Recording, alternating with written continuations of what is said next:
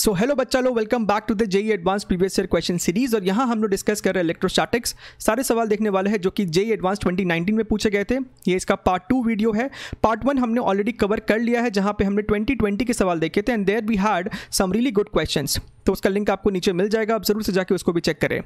यहाँ पे total 3 question थे, 11 मार्क्स है total, which means again a good weightage topic.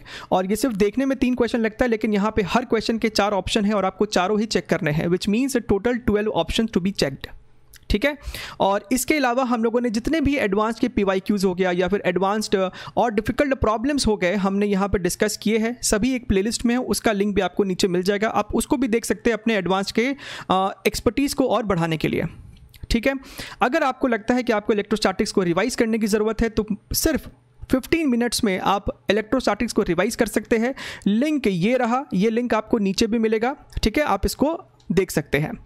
ये रहा हमारा पहला क्वेश्चन। ठीक है, तो आप चाहो तो वीडियो को पॉज करो, इसको खुद से अटेम्प्ट करो और इसका PDF भी आपको नीचे मिल जाएगा, तो आप डाउनलोड करके पहले सवाल को खुद से अटेम्प्ट भी कर सकते हैं।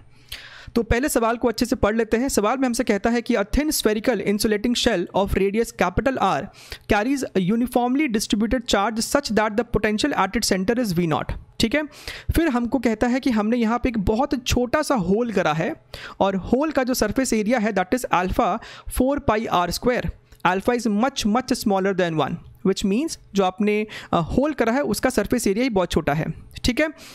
Is made on the shell without affecting the rest of the shell, which of the following statements is correct. ठीक है, तो हमारे पास 4 ऑप्शन है। हालांकि ये सवाल है सिंगल करेक्ट, लेकिन आपको चेक करना पड़ेगा चारों ही ऑप्शन। ठीक है, जब तक कि आपको सही वाला नहीं मिल जाता है। तो चलिए इसको हम लोग सॉल्व करने के लिए शुरू करते हैं। तो ये रहा बेसिकली आपके सामने आपका स्फेरिकल शेल जो कि यूनिफॉर्मली चार्ज्ड है। मान लेते हैं कि अभी जो इस पर टोटल चार्ज है वो है स्मॉल q। ठीक है। एट द सेम टाइम जो एरिया यहाँ से आप कट करके निकालने वाले हो वो एरिया बहुत छोटा सा एरिया होगा, तो इसलिए हमने यहाँ पे DA लिखा है, दैट इज अल्फा 4πr²। ठीक है। तो हमने क्या बोला, आपने यहाँ पे बेसिकली एक छेद कर दिया, आपने यहाँ पे एक होल कर दिया है। तो यहाँ पे आपने जब होल किया तो कितना चार्ज यहाँ से रिमूव हो गया, what is that DQ charge that has been removed. तो वो तो हम सॉल्व कर सकते हैं ना। अगर हमने ऐसा माना है कि टोटल सरफेस पे जो चार्ज था वो Q था, so what is this DQ charge that has been removed. This DQ charge is going to be charge per unit area multiplied by that DA area, and this area is nothing but alpha 4πr², alpha 4πr²। तो आप देख सकते हैं आपका जो ये DQ charge आने वाला that is nothing but alpha into Q।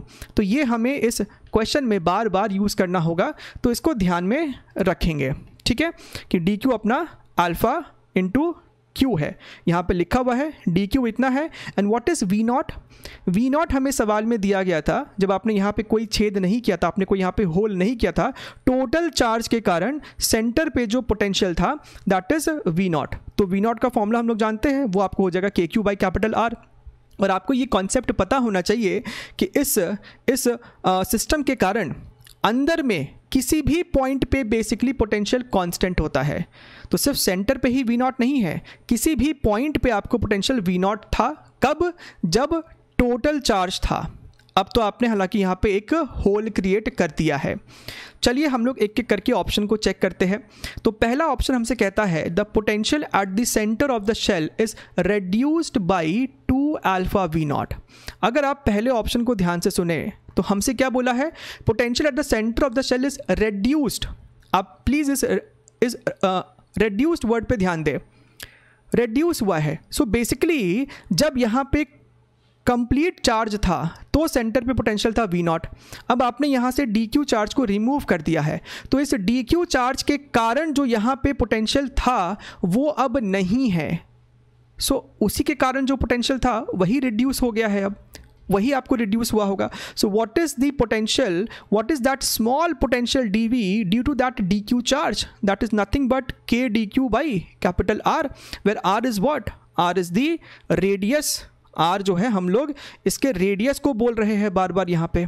ठीक है, तो यहाँ पे देखिए ये आपको हो जाएगा K/R। And what is the value of DQ। DQ हमने यहाँ पे नीचे लिखा हुआ है ना, DQ आपका कितना है, alpha into Q। Alpha into Q, and K Q by capital R is V naught. तो ये जो चीज़ है आपको दिखना चाहिए कि अल्फा वी नॉट के बराबर आ रहा है, यानी कि इस होल के वजह से सेंटर पे जो डिक्रीज हुआ है पोटेंशियल का, that is alpha V naught का। लेकिन यहाँ पे 2 अल्फा वी नॉट लिखा है, तो ये ऑप्शन सही नहीं है। ठीक है, अच्छा हम लोग ये भी सॉल्व कर लेते हैं कि अब इस करंट सिचुएशन पे सेंटर पे पोटेंशियल है कितना। अब सेंटर पे पोटेंशियल है कितना, पहले वी नॉट था, उसमें से अल्फा वी नॉट आपने सब्ट्रैक्ट करना पड़ेगा। सो वी नॉट कॉमन ले लिया तो 1 माइनस अल्फा, इसका यूज़ बाद में पड़ेगा तो हमने अभी निकाल लिया। ऑप्शन नंबर बी की बात करते हैं। बी में हमसे बोलता है the magnitude of electric field at the centre of the shell is reduced by alpha V naught by 2r। ठीक है, अब आप बात को ध्यान से समझिए। यहाँ पे आपने एक होल क्रिएट किया है, इस होल के ठीक सामने, इस होल के ठीक सामने एक और ऐसा सरफेस होगा जिस पे आपको डी क्यू चार्ज होगा। अब इस क्वेश्चन में हमको ये जो डी क्यू चार्ज का जो सिचुएशन क्रिएट किया गया है, जो एक सरफेस लिया गया है बहुत छोटा सा, वो इसलिए किया गया ताकि आप इस डी क्यू चार्ज को एक पॉइंट चार्ज की तरह ट्रीट कर सके। ठीक है, इस होल के सामने एग्जैक्ट सेम एरिया का एक सरफेस होगा जिस पे भी डी क्यू चार्ज होगा। ठीक है, इस डी क्यू चार्ज को अगर भूल जाओ एक बार के लिए, राइट, तो इस सरफेस के वजह से जो सेंटर पे इलेक्ट्रिक फील्ड होगा और इस सरफेस के वजह से जो सेंटर पे इलेक्ट्रिक फील्ड होगा वो एक दूसरे को कैंसिल आउट करेंगे, राइट। यानी कि सेंटर पे जो इलेक्ट्रिक फील्ड होगा, है ना, अब ये मत पूछना कि क्यों सर, यहाँ पे आपको साफ साफ सिमेट्री दिख रहा है, राइट, साफ साफ सिमेट्री दिख रहा है। यानी कि सेंटर पे जो आपको इलेक्ट्रिक फील्ड होगा इस पर्टिकुलर सिचुएशन में, वो सिर्फ इस वाले डी क्यू चार्ज की वजह से होगा, सिर्फ इस वाले डी क्यू चार्ज की वजह से। सो आई कैन से दैट इसके ठीक सामने जो आपको एक डी क्यू चार्ज है, ये वाला डी क्यू चार्ज, इसके वजह से ही सेंटर पे इलेक्ट्रिक फील्ड होगा। क्योंकि जब ये कंप्लीट एक शेल था तब तो सेंटर पे इलेक्ट्रिक फील्ड 0 था, है ना, लेकिन आपने जब यहाँ पे कट मार दिया है तो इसके सामने जो डी क्यू चार्ज है सिर्फ उसके वजह से सेंटर पे इलेक्ट्रिक फील्ड होगा, बाकी सब एक दूसरे को कैंसिल कर देंगे।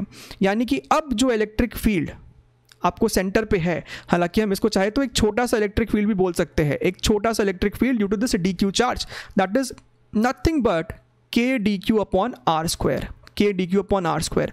आप यहाँ पे फिर से डी क्यू को जब अल्फा क्यू लिखेंगे आप इस चीज़ को लिख सकेंगे alpha V naught by R, alpha V naught by R, ठीक है। लेकिन हमें यहाँ पे दिया हुआ है alpha V naught by 2r। At the same time यहाँ बोलता है रिड्यूस्ड, रिड्यूस नहीं हुआ है, पहले तो इलेक्ट्रिक फील्ड था ही नहीं सेंटर पे और अब इलेक्ट्रिक फील्ड इतना हो गया है, यानी कि इलेक्ट्रिक फील्ड इंक्रीज हुआ है, राइट। एक तो ये रिड्यूस्ड भी गलत है, ऊपर से यहाँ पे ये 2 भी नहीं होना चाहिए था, which means option number B भी गलत है। बात कर लेते हैं ऑप्शन नंबर सी की। The ratio of potential at the centre of the shell, centre of the shell पे पोटेंशियल क्या है हमने ऑलरेडी सॉल्व कर लिया है, V naught bracket 1 minus alpha to that of the point at r by 2 from the centre towards the hole, ठीक है। तो ये आपका सेंटर है, ये आपका होल है, हमसे बोलता है कि इस पॉइंट पे and this point is r by 2 from the centre, यानी कि होल से भी, इस छेद से भी ये r बाई 2 की दूरी पे है।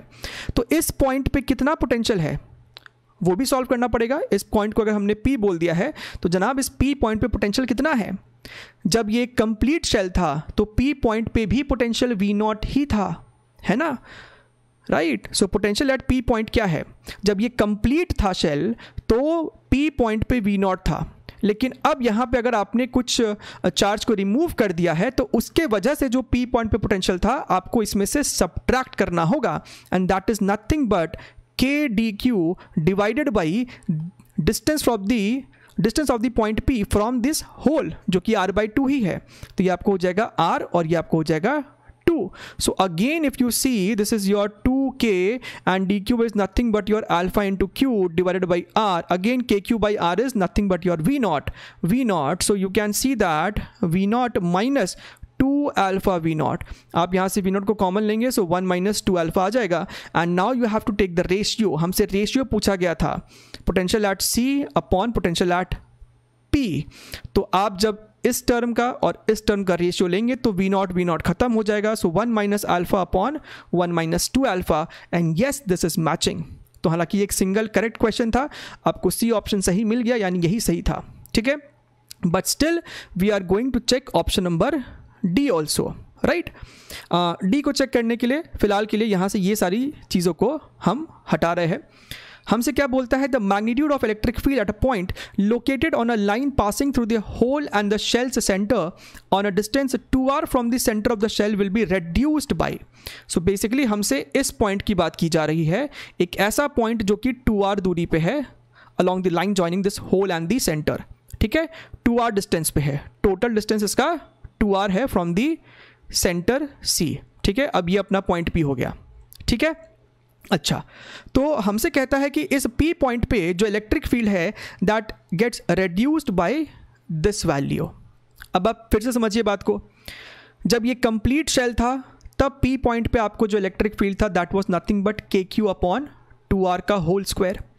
फिर आपने यहाँ से ये जो DQ चार्ज था उसको रिमूव कर दिया, तो इस DQ चार्ज के कारण जो यहाँ पे इलेक्ट्रिक फील्ड था वो आपको अब हटाना होगा। सो इस DQ चार्ज के वजह से जो P पॉइंट पे इलेक्ट्रिक फील्ड था दैट गेट्स रेड्यूस्ड, राइट। सो जो हमसे यहाँ पे रिड्यूस इलेक्ट्रिक फील्ड की बात की जा रही है, right, that reduced electric field is again equal to KDQ, right. और यहाँ पे जो DQ चार्ज था वो इस P पॉइंट से तो R दूरी पे ही था, सो KDQ by R square, right. Again DQ is nothing but your alpha into Q divided by R square and your KQ by R is nothing but your V0। तो ये आपको again आ रहा है अल्फा V0 बाई R, ठीक है। लेकिन यहाँ पे दिया हुआ है alpha V0 by 2R, so obviously this is also wrong, right. But still it is a very good question जहाँ पे आपको चेक करना पड़ रहा है, जिस कारण से ये सवाल थोड़ा सा एक अच्छा सवाल हो जाता है। चलिए आगे बढ़ते हम लोग अपने नेक्स्ट क्वेश्चन की तरफ, क्वेश्चन नंबर 2। अच्छा, तो ये सवाल अपना इलेक्ट्रिक फ्लक्स का है और इसमें सॉलिड एंगल का भी कॉन्सेप्ट यूज़ होने वाला है। सवाल में हमसे क्या बोलता है, a charge shell of radius r carries a total charge q, ठीक है। आपके पास एक शेल है, उसका रेडियस r है, उसके सरफेस पे टोटल चार्ज q है। Given phi s flux of electric field through a closed cylindrical surface of height h, radius small r and with its centre. समझिएगा यहाँ पे फ्लक्स किसके थ्रू पूछा जा रहा है, सिलेंड्रिकल सरफेस जिसका हाइट h है और रेडियस r है and with its centre same as the centre of the shell. Cylinder का सरफेस, सिलेंडर का सेंटर एंड शेल का सेंटर कोइंसाइड कर रहा है। Here centre of the cylinder is a point on the axis of cylinder which is equidistant from its top and bottom surface. Which of the following options is or are correct? ये आपको more than one correct question है, तो यहाँ पे आपको एक से ज़्यादा ऑप्शन सही हो सकता है, ठीक है। तो सबसे पहले ऑप्शन को अगर हम लोग चेक करें और जैसा यहाँ पर डायमेंशन दिया है उसके हिसाब से डायग्राम बनाए, h यानी height of cylinder is more than 2r। 2r क्या है, डायमीटर ऑफ शेल, तो शेल के डायमीटर से भी इसका ज़्यादा हाइट है and radius of cylinder is more than the radius of shell. अगर आप डायग्राम देखिए ना तो डायग्राम कुछ ऐसा दिखने वाला है, ये अपना हो गया स्फेरिकल शेल, राइट, और ये जो आपको रेक्टेंगल जैसा दिख रहा है ये बेसिकली आपको सिलेंडर है, राइट। हम लोगों ने फ्रंट व्यू लिया है तो ये बेसिकली सिलेंडर है और जिस तरीके का यहाँ पे सिचुएशन दिया है कि जो हाइट है वो 2r से भी ज़्यादा है, यानी कि और जो आपका ये रेडियस है वो इस शेल के रेडियस से भी ज़्यादा है, विच मीन्स पूरा का पूरा ये जो शेल है ना इस सिलेंडर के अंदर होगा, पूरा का पूरा। और हमसे इस सिलेंडर के थ्रू फ्लक्स पूछा है, तो पहला वाला केस तो बड़ा ही सिंपल हो गया। Flux is what, charge enclosed. इस सिलेंडर के अंदर जो चार्ज है बेसिकली इस पूरे शेल पे जो चार्ज है वही है, सो Q by epsilon not, Q by epsilon not. तो पहला पार्ट तो एक्चुअली में ईजी है, which means option number A is correct. तो ए जो है आपका वो तो करेक्ट हो गया, ठीक है। अब हम बढ़ते हैं दूसरे ऑप्शन की तरफ, if h is less than 8r by 5, ठीक है। So let's see this situation. अब सेकेंड ऑप्शन को समझने के लिए हमने क्या किया, पहले तो ये अपना स्फेरिकल शेल हो गया और ये जो अपना सिलेंडर है अभी हमने ऐसा डायग्राम बनाया है, समझिएगा बात को। ये आपको h है, ये आपको 2r है। हमें इस ऑप्शन बी में स्मॉल r की वैल्यू तो फिक्स कर दी है 3r by 5, right. So let us do one thing, ये जो आपका हो जाएगा ट्वाइस ऑफ r होने वाला है, तो ये आपको 2r हो गया। ये अपना h है, तो h को एक बार के लिए हम लोग मान लेते हैं 8r/5 ही है। तो अगर h इतना है, 2r इतना है, तो ये d कितना आ जाएगा आप सॉल्व कर सकते हो। d जो है वो आपको हो जाने वाला है h², यानी कि ये हो जाएगा 64r² प्लस 2r का होल स्क्वायर, और r की वैल्यू 3r/5 है, तो ये कितना हो जाएगा 6r/5। तो इसका भी स्क्वायर करना होगा, सो 36r²/25। आप इसको ऐड करोगे तो 100r²/25 आएगा, यानी कि 4r², which is nothing but your 2r। And this is very interesting कि अगर आपकी h की वैल्यू 8r/5 है, यानी d की वैल्यू 2r है, d की वैल्यू 2r है, विच मीन्स और ये d 2r होना चाहिए था जैसे हमने डायग्राम में बना दिया है, विच मीन्स अगर आपका h 8r/5 से छोटा है, अगर आपका हाइट 8r/5 से छोटा है, इसका मतलब क्या है, पूरा का पूरा ये जो सिलेंडर है वो उस शेल के अंदर था। तो एक्चुअल डायग्राम जो है वो कुछ ऐसा है, पूरा का पूरा जो शेल है, जो सिलेंडर है वो शेल के अंदर है, यानी कि इस सिलेंडर के अंदर कोई भी चार्ज नहीं है, इस सिलेंडर के अंदर कोई भी चार्ज नहीं है। तो अगर कोई चार्ज एनक्लोज्ड ही नहीं होगा, यानी कि फ्लक्स भी जीरो होगा, which means option number B is also correct. ठीक है, आई होप आपको ये चीज़ समझ में आया कि हमने यहाँ पे किया क्या। हमने पहले h को 8r/5 सब्स्टिट्यूट करके पुट करके ये चेक किया कि d की वैल्यू 2r आती है कि नहीं। अगर 2r आती है, यानी कि ये जो एजेस है वो एक्चुअली में टच कर रहे थे। तो अगर h थोड़ा सा भी 8r/5 से कम हो जाता है, यानी कि कंप्लीट का कंप्लीट सिलेंडर इस शेल के अंदर ही है। ठीक है, okay, now comes your option number C. तो ए और बी हमने चेक किया सही है। सी में क्या है, आर की वैल्यू तो है 3r/5, लेकिन अब कैपिटल एच जो है हमसे कहता है कि मोर देन 2r है। सो डेफिनेटली आपका जो सिचुएशन है वो ऐसा है, आपका जो सिलेंडर है वो इस तरीके से है। अब कितना चार्ज इस सिलेंडर के अंदर है वो पता करने के लिए हमें सॉलिड एंगल के कॉन्सेप्ट का यूज़ करना पड़ेगा। तो वहाँ आपको ये चीज़ पता होना चाहिए कि अगर इस तरीके का आपके पास सिचुएशन है, ध्यान से देखिएगा, अगर हमारे पास इस तरीके का सिचुएशन होता है where this angle is let us say theta, ये भी आपका थीटा है, इसको हम लोग हाफ कोन एंगल बोलते हैं, then solid angle is given by 2 1 - cos theta. ठीक है, 1 - cos थीटा। What is this? This is your solid angle, this is your solid angle omega. इस सॉलिड एंगल का यूज करके हम लोग पता कर सकते हैं कि इतने से पोर्शन पे, समझिएगा बात को, इतने से पोर्शन पे कितना चार्ज है यहाँ पे, एंड सिमिलरली तो ऊपर का पता कर लेंगे तो नीचे का भी हमको उतना ही होने वाला है। ये दोनों चार्ज कितना है, that is use to find flux through this cylinder. I hope point clear है। तो चलिए पहले पता करते हैं। तो हमने ऐसा कंस्ट्रक्शन कर लिया क्योंकि ये यहाँ पे आपका ये जो थीटा है वो हो जाएगा half angle, right. So if I talk about omega right now, so solid angle is equal to 2 1 - cos theta, 2 1 - cos of theta. Now what is cos theta over here, right? What is cos theta? तो अगर आप ध्यान से देखें तो हमें small r की value दे रखी है 3r/5, हमें ये जो वैल्यू है वो 3r/5 दे रखा है, 3r/5, राइट। एंड हमें ये भी पता है ये रेडियस आपका है, ठीक है।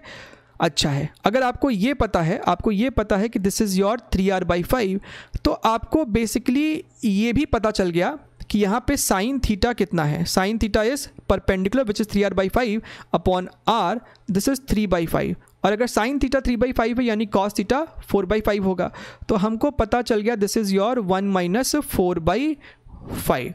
सो दिस इज़ योर 2π/5। ये अपना हो गया सॉलिड एंगल, ठीक है।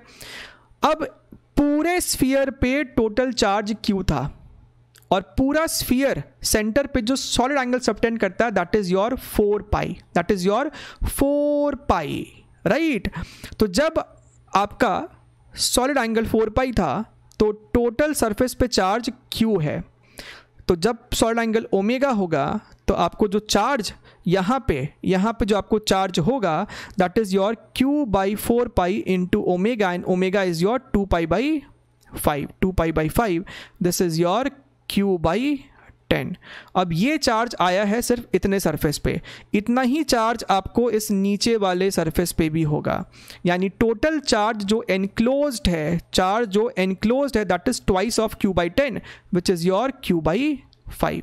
तो फ्लक्स कितना हो जाएगा? फ्लक्स आपको हो जाएगा चार्ज अपॉन एप्सिलॉन नॉट, और यहाँ पे जो चार्ज एनक्लोज्ड है, let me write it as capital Q ना, ठीक है, ये आपको बेसिकली कैपिटल Q था, so charge enclosed upon epsilon naught, so Q/5 epsilon naught which is indeed your option number C. और अगर ऑप्शन नंबर सी सही हो जाता है तो ऑप्शन नंबर डी को गलत होना ही पड़ेगा, क्योंकि यहाँ पे आपकी जो स्मॉल r है वो 4r/5 है। तो अब आपका ये जो सिलेंडर है वो अब कुछ ऐसा रहा होगा, ठीक है, अब वो कुछ इस तरीके का रहा होगा, विच मीन्स अब ज़्यादा चार्ज इनक्लोज होगा, तो ऑप्शन नंबर डी तो गलत होने वाला है। So A, B, C are your correct options, ठीक है। चलिए let's move on to the next question, your question number 3। तो ये सवाल देखिए ध्यान से, an electric dipole with a dipole moment this much is held fixed at the origin O in the presence of a uniform electric field of magnitude E0। Okay, तो यहाँ पे आपका वो डाइपोल है और इस ओरिएंटेशन में वो यहाँ पे रखा हुआ है, ठीक है, इन the presence of a uniform electric field E0। तो अगर डाइपोल इस डायरेक्शन में है, यानी कि जो इलेक्ट्रिक फील्ड है इस रीजन में, जो कि हमसे कहता है यूनिफॉर्म है, वो भी यकीनन इसी डायरेक्शन में होगा। इलेक्ट्रिक फील्ड यहाँ पे है और वो भी डाइपोल के डायरेक्शन में होगा, तभी डाइपोल इलेक्ट्रिक फील्ड के डायरेक्शन में है, right, that makes sense. If the potential is constant on a circle of radius capital R, and this is very important information जो कि आपके सवाल को सॉल्व करने में हेल्प करने वाला है। पोटेंशियल जो है इस सर्कुलर रीजन के हर पॉइंट पे, इस सर्कल के हर पॉइंट पे पोटेंशियल सेम है, ठीक है। तो 4 ऑप्शन हमको चेक करना है। अब आपको एक कॉन्सेप्ट जो है यहाँ पे पता होना चाहिए, right. Let us move to the figure over here. तो कॉन्सेप्ट क्या है कि अगर इस सर्कल के हर पॉइंट का पोटेंशियल सेम है, राइट, विच मीन्स इसके किसी भी पॉइंट पे टैंजेंशियल डायरेक्शन में इलेक्ट्रिक फील्ड नहीं एग्जिस्ट कर सकता। आई होप आपको ये कॉन्सेप्ट पता है। अगर आपके पास एक पॉइंट यहाँ है और उसके जस्ट बाजू में आपके पास यहाँ पे एक और पॉइंट है, डायग्राम में फिर भी ये दूर दूर दिख रहा है, हमें सवाल में कहता है कि यहाँ पे पोटेंशियल V है तो यहाँ पे भी पोटेंशियल V है, राइट। यानी कि टैंजेंशियल डायरेक्शन में अगर हम यहाँ से यहाँ जा रहे हैं, राइट, अगर ये डिस्टेंस आपको बहुत छोटा सा है dr, सो हमें पता है कि dV/dr जो होता है मैग्नीट्यूड वाइज, यही आपको होता है electric field along the tangential direction. लेकिन आपका क्योंकि ये भी V है, ये भी V है, तो dV यानी change in potential along this dr is going to be 0। तो ये टर्म आपको 0 आने वाला है, which means electric field tangential direction में हमेशा 0 होगा इसके किसी भी पॉइंट पे। इसका क्या सिंपल मतलब है? इसका सिंपल मतलब यही है कि इलेक्ट्रिक फील्ड जो इस सर्कल के किसी भी पॉइंट पे होगा वो सिर्फ और सिर्फ रेडियल डायरेक्शन में ही हो सकता है।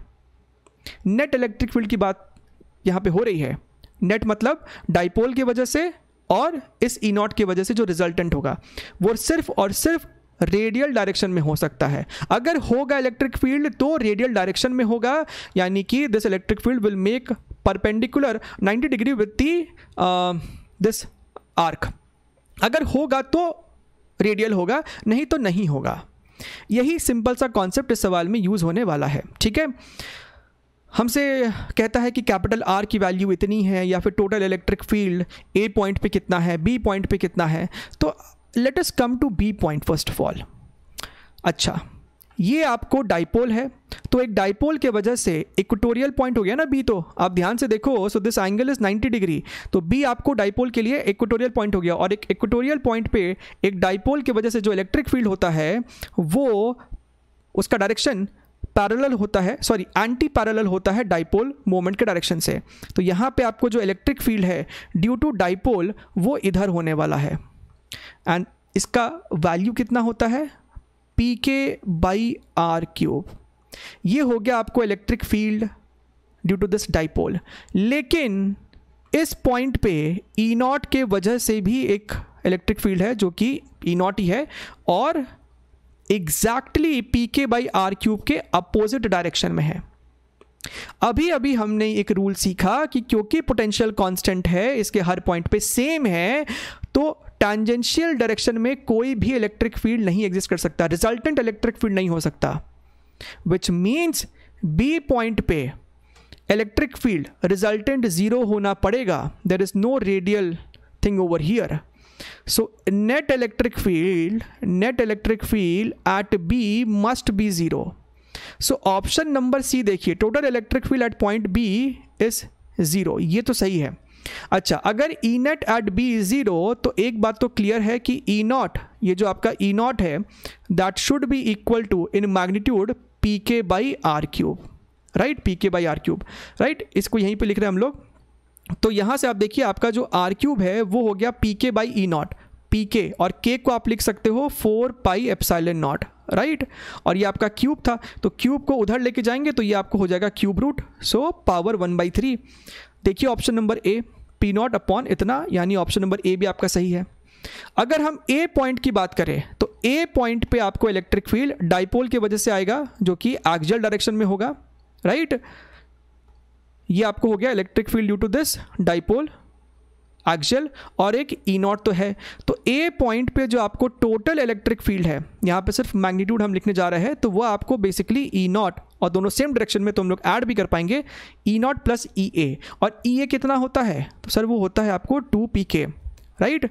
आपको पता होना चाहिए ना, 2 P K by R cube, ठीक है. P K by R cube तो सर ई नॉट के बराबर है, यानी कि यहाँ पे ये हो जाएगा E naught plus 2 E naught, this is your 3 E naught. यानी ए पॉइंट पे जो आपको नेट इलेक्ट्रिक फील्ड है उसकी वैल्यू 3 ई नॉट है, मैग्नीट्यूड 3 ई नॉट है. हमें ऑप्शन नंबर बी में कहता है total electric field at point A is this much. अगर आप इसका देखिए, ये डायरेक्शन तो ठीक है, यही है, लेकिन अगर आप इसका मैग्नीट्यूड निकालोगे ना, तो ये आपको कितना आने वाला है, √2 E naught under root of 1 square plus 1 square which is 2. This is nothing but 2 E naught, लेकिन 3 और नॉट होना चाहिए था, which means option number B आपका गलत है. The magnitude of total electric field on any 2 points, total on any 2 points on the circle will be same. ये तो सरासर गलत है. हमने अभी अभी देखा ए पॉइंट पे आता है 3 ई नॉट और बी पे आ रहा है 0. वैसे ही आप इसके हर पॉइंट पे जाएंगे तो आपको यहाँ पे डिफरेंट इलेक्ट्रिक फील्ड आएगा, नेट इलेक्ट्रिक फील्ड डिफरेंट होगा. क्योंकि अगर हम बात करें इस पॉइंट की, तो ई नॉट तो इधर ही है, लेकिन डाइपोल की वजह से यहाँ पे इलेक्ट्रिक फील्ड किसी और ही डायरेक्शन में होगा, तो उसका ई नॉट के साथ जो रिजल्टेंट आएगा वो कुछ और ही हो सकता है, ठीक है. तो ऑप्शन नंबर डी भी आप देख सकते हैं कंप्लीटली रॉन्ग है. So A and C are your correct options, ठीक है. चलिए, आई होप आपको ये सॉल्यूशन भी समझ में आया होगा, and you must have learn something from here. और अगर अभी तक चैनल को सब्सक्राइब नहीं किया है तो ज़रूर से करें, hit that bell icon, like the video, और हम लोग और इंटरेस्टिंग कंटेंट के साथ मिलते रहेंगे. तब तक take care and bye bye.